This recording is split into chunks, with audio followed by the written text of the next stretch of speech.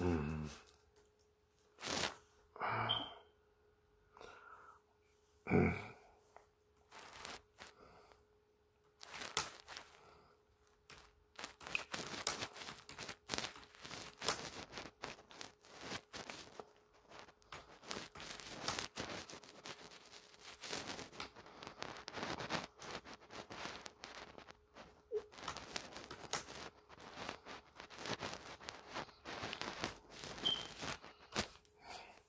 Now, this is weird.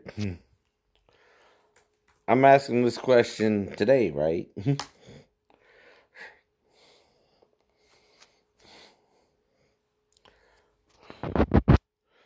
Jesus most likely died of a heart attack.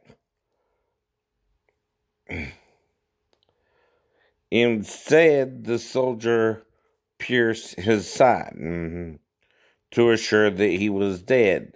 In doing this, it is purported that blood and water came out, referring to the watery fluid surrounding the heart and lungs. Right?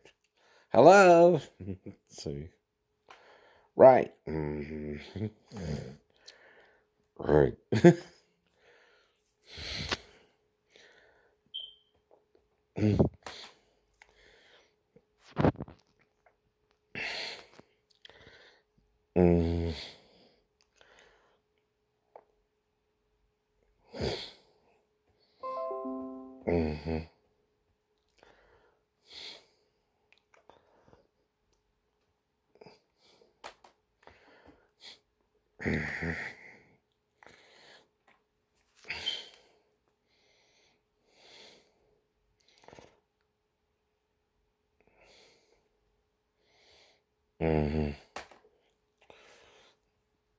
The gospel states that the Romans planned to break Jesus' legs, a practice known as crucifixion, crucifixion,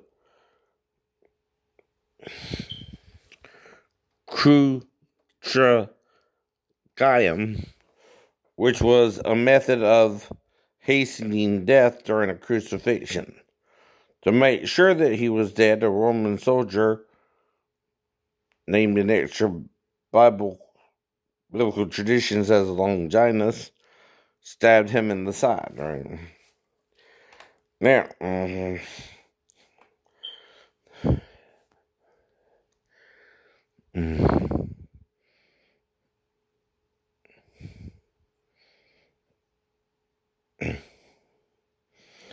and he shed his blood in 7 places: the sweating of blood in the Garden of Gethsemane, the stripes on Jesus' back, and shedding of blood at the whipping post. He was bruised and suffered eternal bleeding from being beaten, the shedding of blood when receiving the crown of thorns upon his head.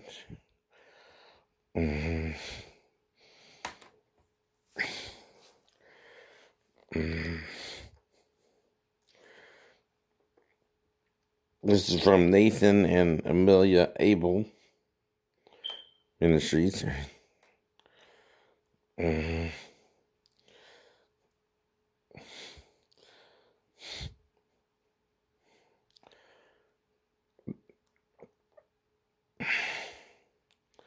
blood that was shed through Jesus' pierced hands,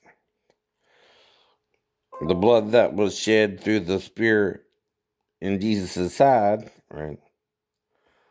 Oops, pretty woman.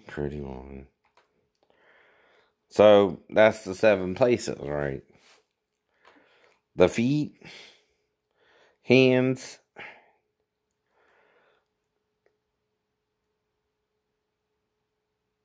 he was bruised and suffered eternal bleeding from being beaten.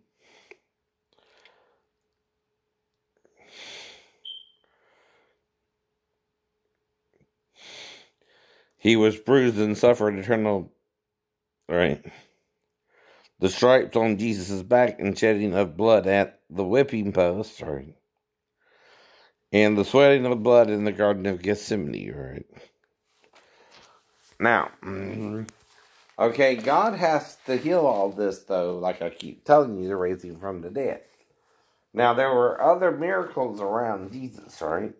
He's the central figure. God is saying that when you get on the cross, Jesus, I'm going to resurrect you from the dead, boy. Anyway. This is all about Jesus believing that even if he goes to the cross, God is going to raise him from the dead. That's why he's healing those around him. To get him to be willing to do all this for us too, right? You understand me? Right. That's why he's healing the leprosy, the blind, and all this occurs at death, right? And Riga Mortis, right? And all that sets in too. And right,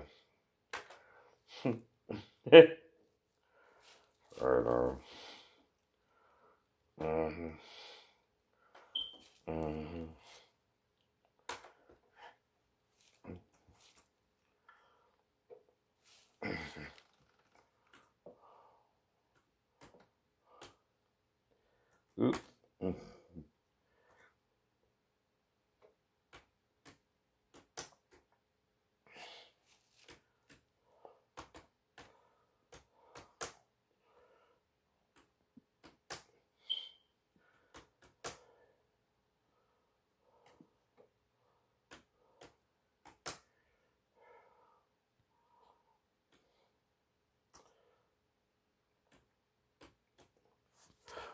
Oops.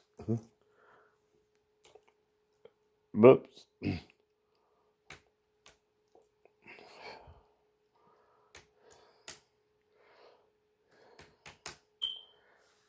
And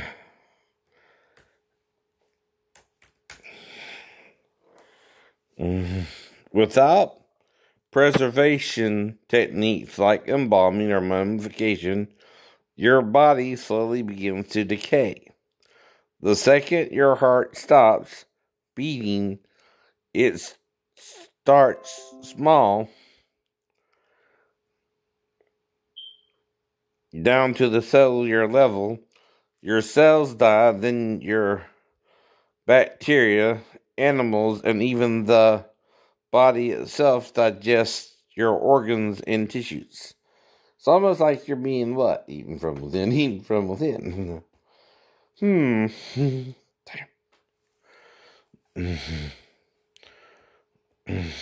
Here's another question, right?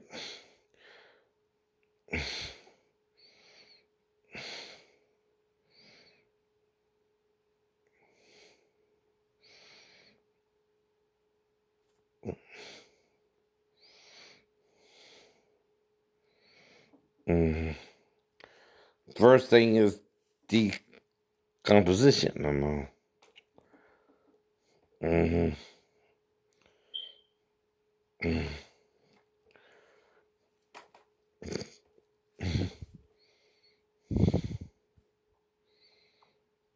Some people may be still here, while in an unresponsive state at the end of their lives. And this research published recently in scientific reports is the first to investigate hearing in humans when they are close to death. All right. So,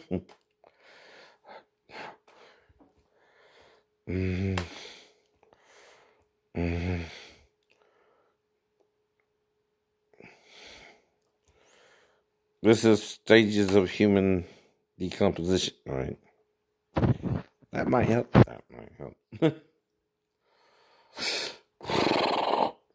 What are the 4 stages of human decomposition? This is from Aftermath.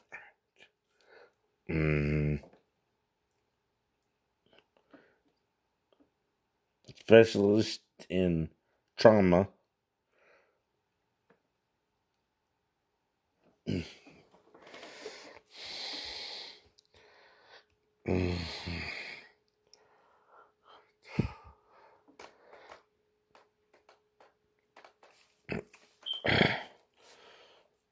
According to Dr.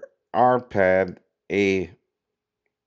Voss, a senior staff Scientists at Oak Ridge National Laboratory and adjunct associate professor at the University of Tennessee in forensic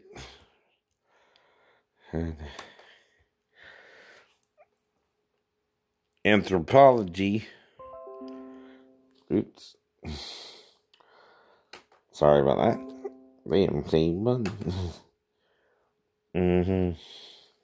Sorry, got a hold of add in England, so you don't see any boobies or anything. Right.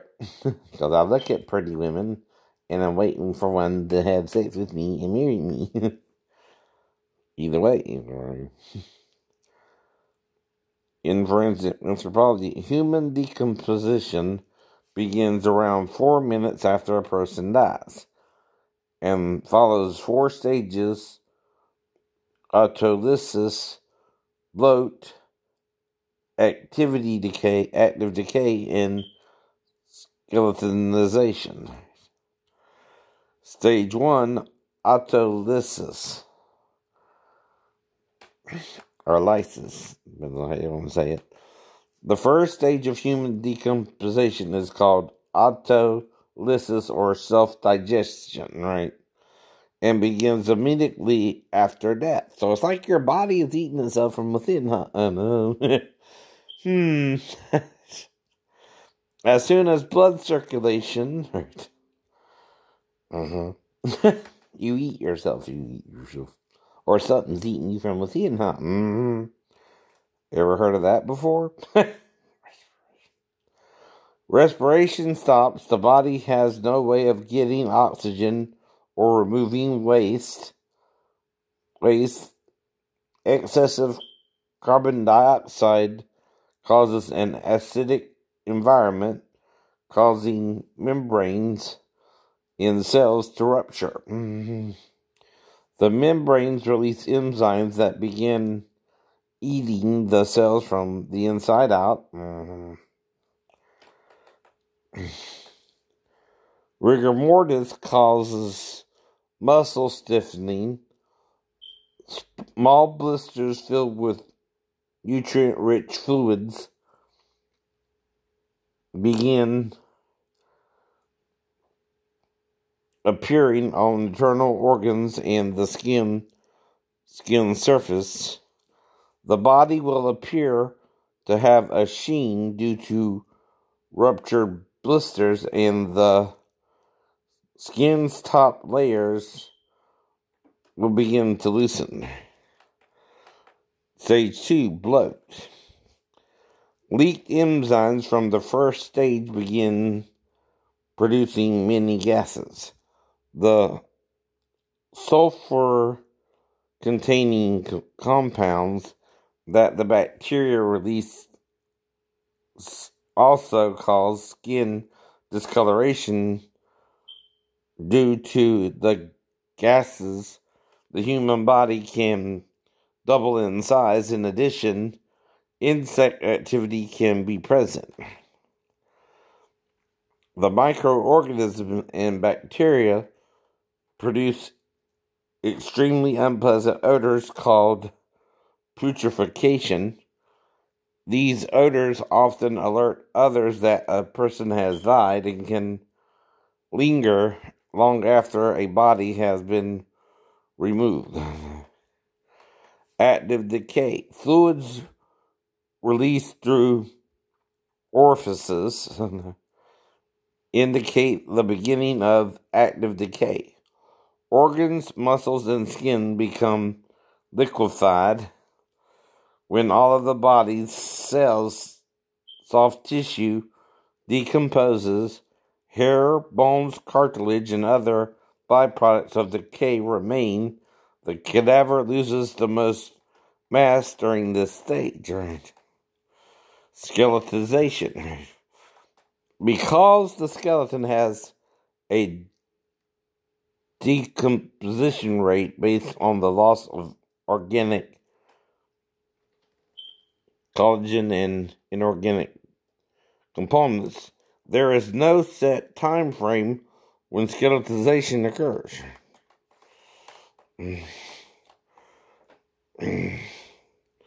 Though the internal organs decompose within 24 to 72 hours. Within 3 to 5 days, the body starts to bloat and blood containing foam leaks from the mouth and nose.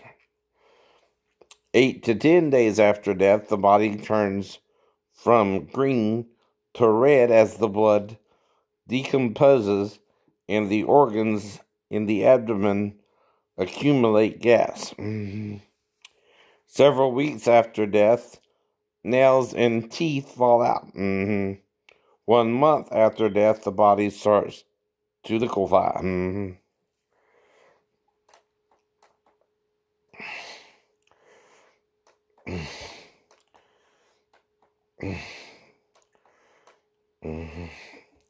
Now, Jesus had a what kind of death? Traumatic, right? He was not killed by natural means, right?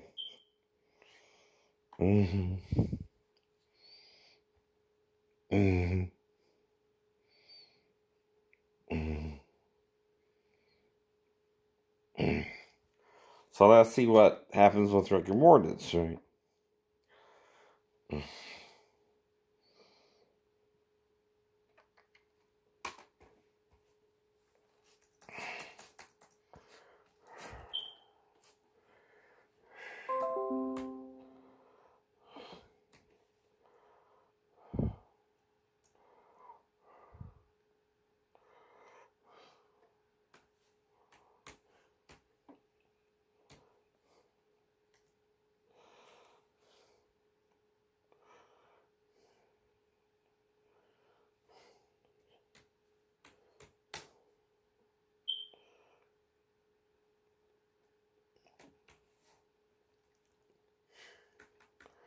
And that's 2 words.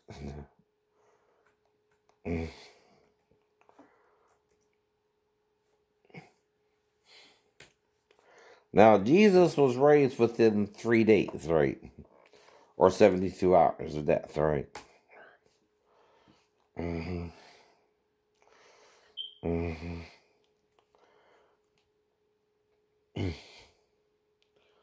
The first muscles affected are the eyelids and jaws. Oops. Foxy lady popped up on my ice cream, but I must.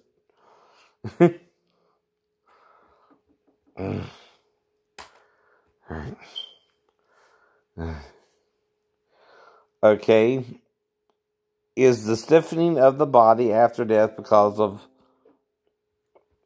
loss of adenosine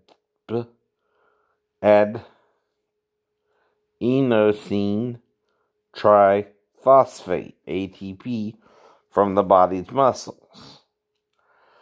ATP is the substance that allows energy to flow to the muscles and helps them work. And without the muscles becomes stiff and inflexible. There are 3 stages of it.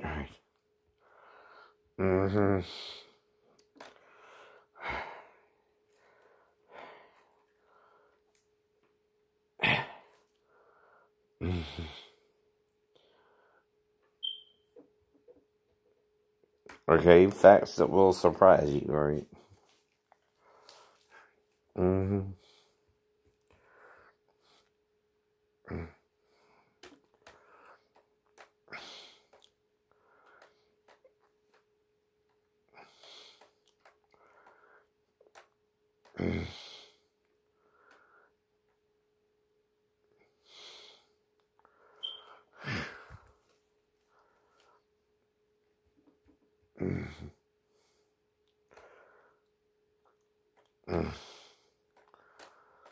So this is facts.net.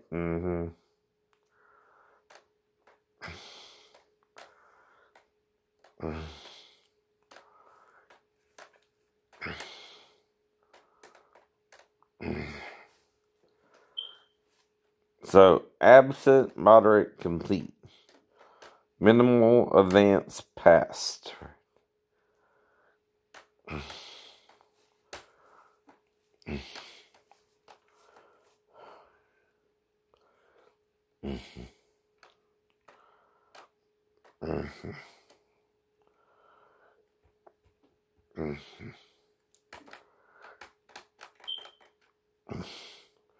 Riga Mortis definition. Once a person has passed on, the muscles in their bodies instantly become soft and flaccid.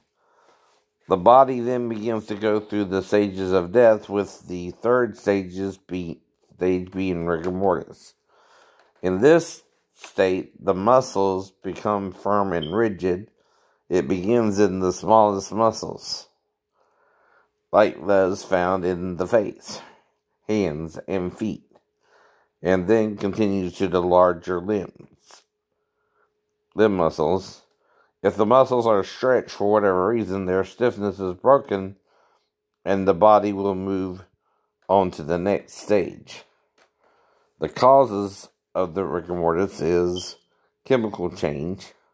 Rigor mortis occurs because of a chemical change in muscles after death. When a person is alive, their muscles contract to complete physical actions like walking and talking. These contractions are the results of an exchange of chemicals. When resting, muscles pump out calcium ions. These ions interact with actin and myosin filaments, which results in a muscle contraction. The muscle stays contracted until adenosine triphosphate binds the myosin and relaxation occurs. All of this happens because of oxygen. So when the body is no longer receiving oxygen, the chemical reaction and exchange don't occur. Respiration can continue anaerobically immediately following death briefly, but without a continued source of oxygen. Muscles cannot produce adenosine triphosphate. The myosin and actin filaments remain contracted and the muscle remains tense. Temperature. Temperature isn't necessarily a cause of the death stage, but more of a factor. A body that has expired in a warmer climate will begin to experience chemical change at a faster rate than one in a colder climate. Bodies that have been pulled from freezing water, even if they have been submerged for several days, have normally not gone through the states of rigor mortis. It typically does begin, though,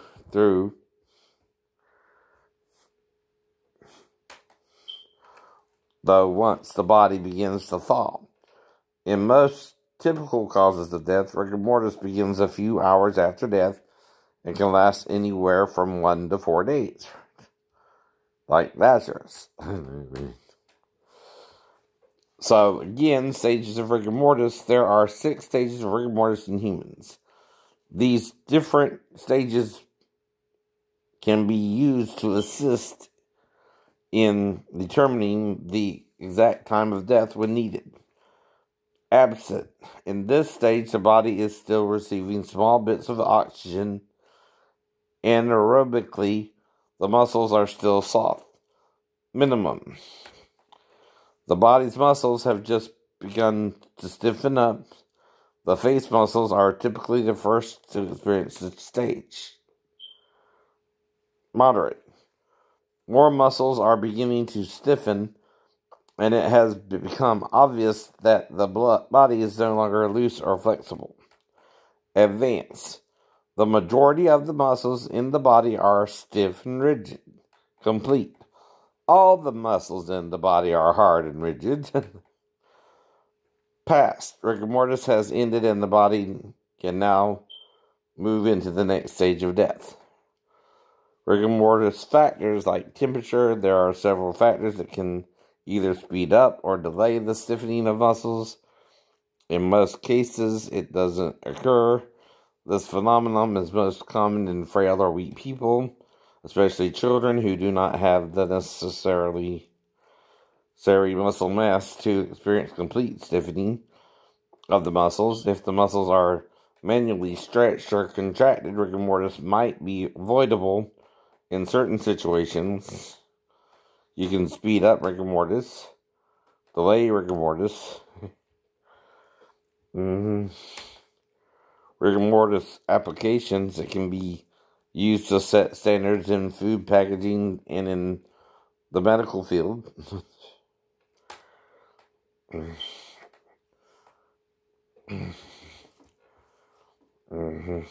And finally, we need to ask about fluid release, right?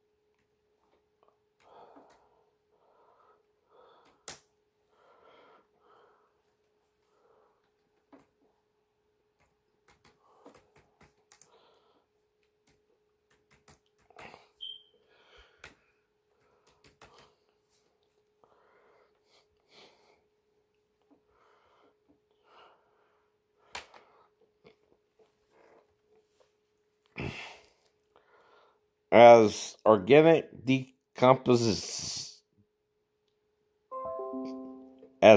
decompose, capillaries break open and blood leaks into the body.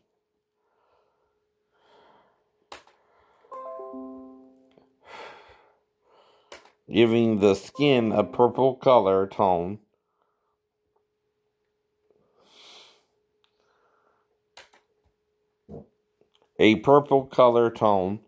Bodily fluids eventually begin to weep from every crevice, including the ears and nose, to name a few.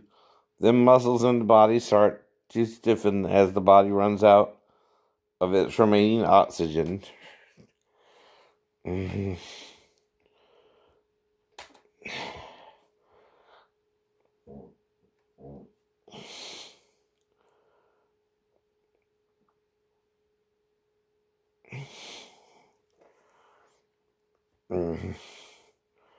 Right.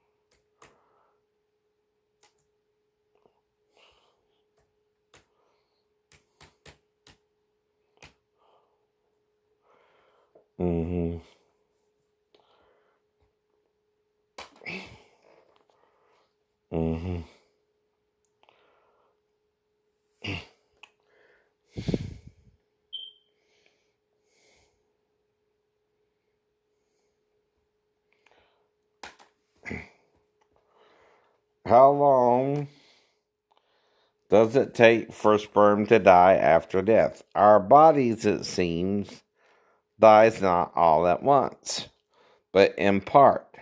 Early scientific literature advises doctors to extract and freeze sperm within 24 to 36 hours of death.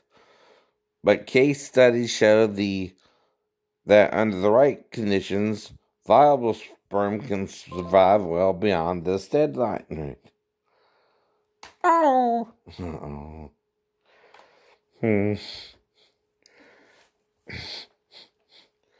Does your body release fluids when you die? No.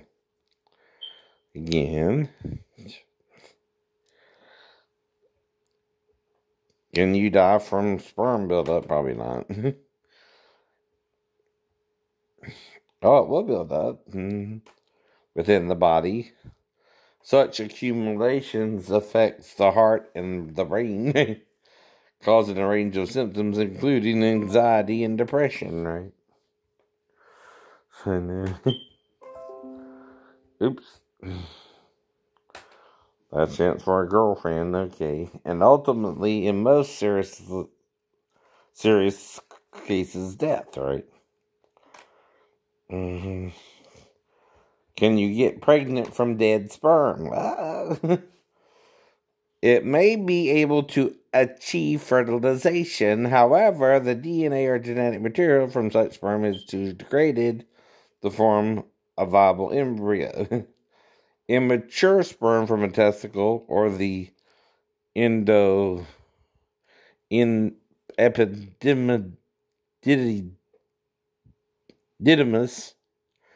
can be retrieved for use with ICSI from men who possess no sperm in their ejaculated semen.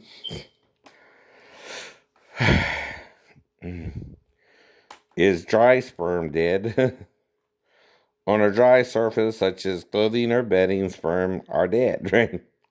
By the time the semen has dried in water, such as a warm bath or a hot tub, they'll likely live longer because they thrive in warm, wet places. Like if you ejaculate in a woman again, right? Since sperm cannot swim through clothing, getting pregnant while clothed, and that of course means while wearing clothing, that prevents penetration. A miniskirt pulled up around your waist doesn't count. Would be very unlikely. Sperm exposed to air loses their ability to swim and can only live a few hours or less, right?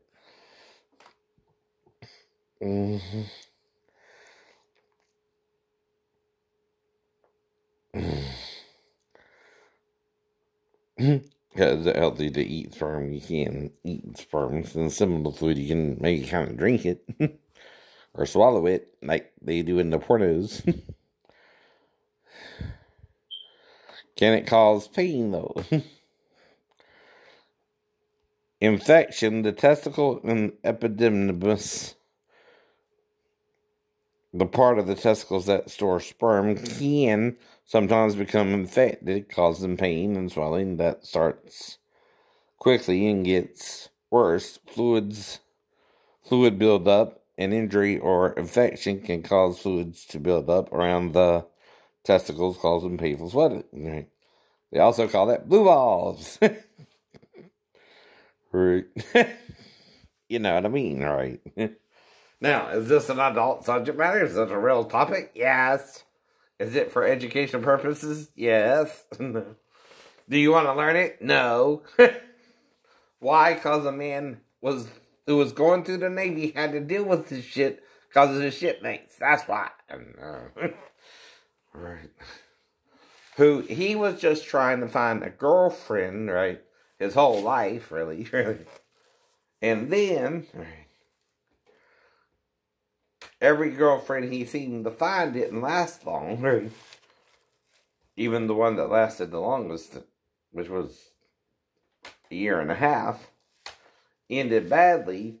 The girl told him some kind of sob story like she got pregnant or something, and that the birth weight was around the last time they were together, but is now denying it all. So what the hell am I supposed to do about that? Just say, look, baby, if I got you pregnant, I'll pay you child support. If not, I don't know what's going on. I wasn't even told I could get you pregnant. If you got pregnant, cool. If not, cool. What you want me to say about it? But only her and her then husband would have to deal with it, right? Not me. I'm in Georgia still, right? That's why I'm worried for her. I ain't heard from her since then either. And Scott Edward Harrison is his name. He lived in New York. He may be in Ohio now. I don't know. Or Columbus. Those were the last known locations of him that I know of. Heard of. Right.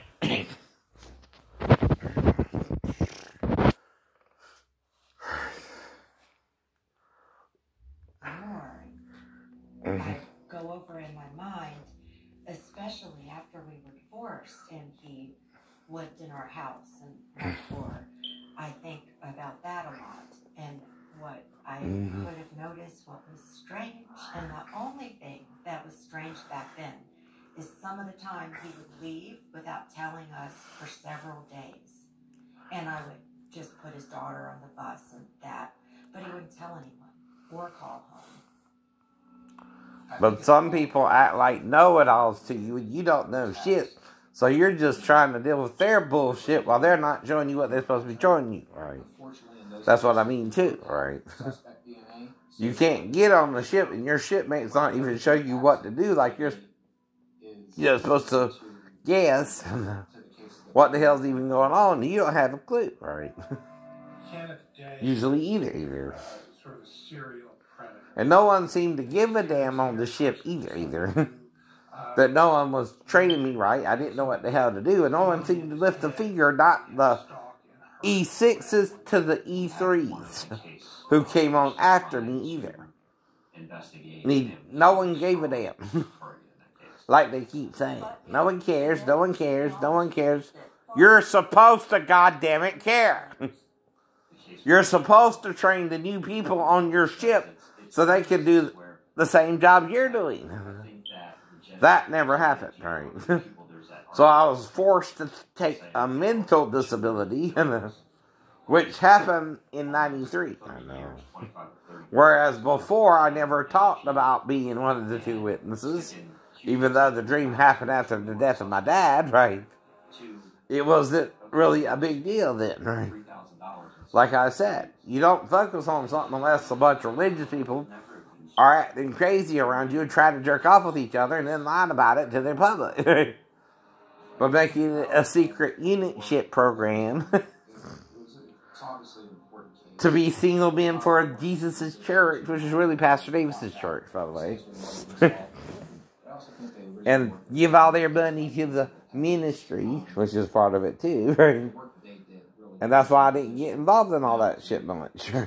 Now, of course, I was taught to tithe some portion of my money to the church. So I was kind of doing that to kind of stave them off while going out there, right? I know that to do, right? But Between the last awful moments of her life, the killer has escaped justice.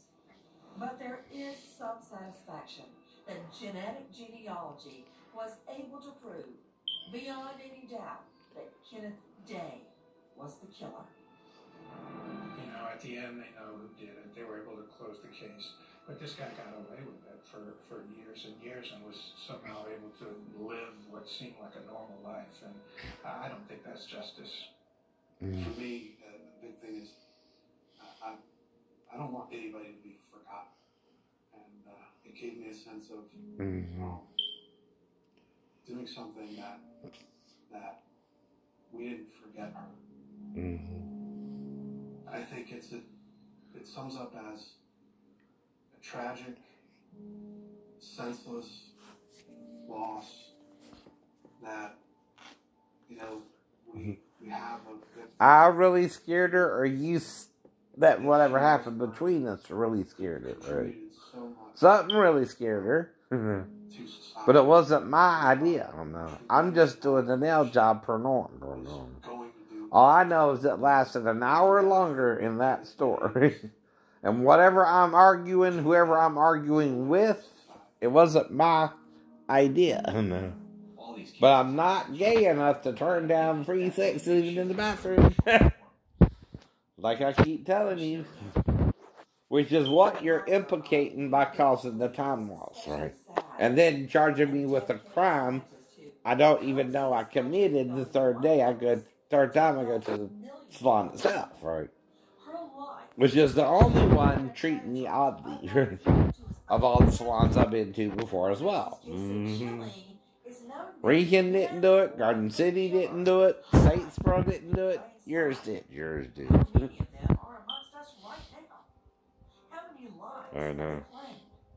With evolving tools like genetic genealogy, the bloodline detectives are working on them. I'm Nancy Grace. Thank you for joining me and the bloodline detectives. I know. This was noticed how. Well, can you tell if sperm is dead or alive? If you kill someone and they ejaculate their last ejaculation? Probably not. But like I said, I'm guessing all this.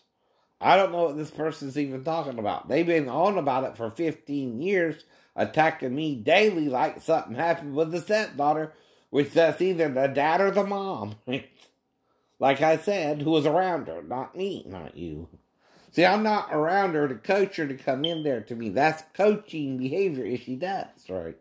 That's what I mean.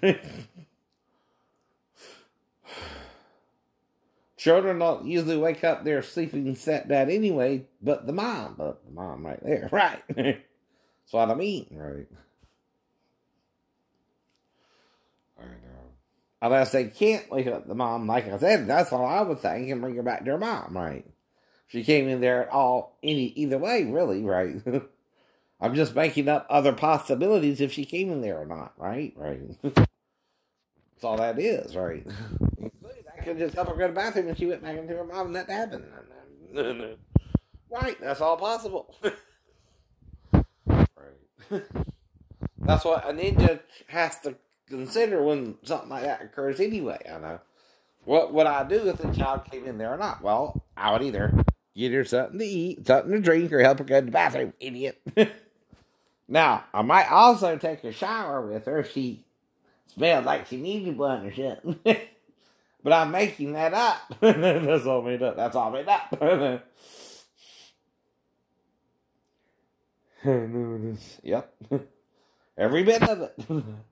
Question is, why is this person eating it up like it's candy, right? They're really believing it, I know. Which, like I said, the only ones around it says the biological dad. The stepmom, I guess, right? Me and my ex-wife, and I'm on the couch. But did the biological dad know I was on the couch? See, he's the only one who's suspicious there, right? Not me and my ex-wife either. Right. He has her for 4 days, too. Right. And I can't coach her to come in there to me, and Daphne never will ever just come in there to me. And I'm just wondering. That's all. Who the hell's bringing this up? And won't let it go. And is paranoid about the mentally ill. Right. Though I'm sleeping on the couch. Right. And stayed away from Daphne. I stayed on the couch all night up till she was there for 1 to 4 days herself. Right. That's the longest I was around her, and I know to stay away from my ex-wife and her daughter, right? I would have no problem doing that. If you understand what I mean.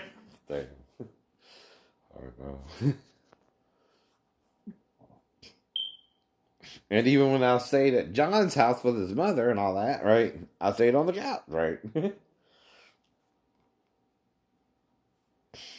Or my mom's, I stayed in the living room or in the chair. Like I said, Renee's little friend would have to come in there and try to seduce me in the middle of the night, unless Renee goaded her or something. And that don't normally happen, right? Right.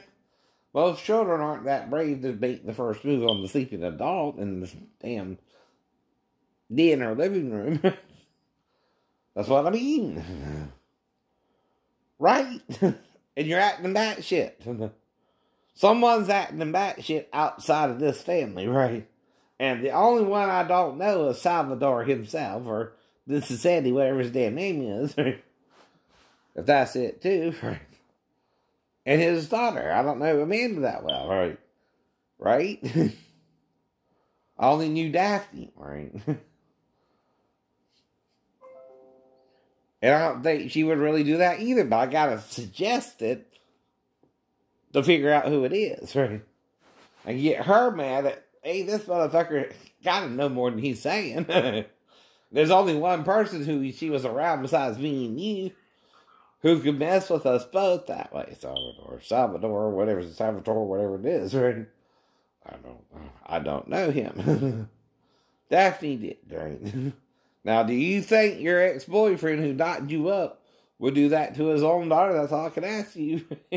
If she came in there or not. Because I sure as hell hope you wouldn't yourself. I mean, other than that, those are the only people around me, right? With the girl in there with you. We just know this don't normally happen, period, right? Unless you're in a bad SVU episode. Where this time the stepdad's doing the right thing and sleeping on the couch where he belongs. For the whole time.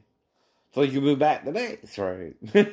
That's the whole problem about all this story making, right? I know I was on the damn couch for more than one day. That's why I know that. If she came in, it would only be one of the 4 nights, and I'd just bring her back to her mom. Unless she was, coached by someone.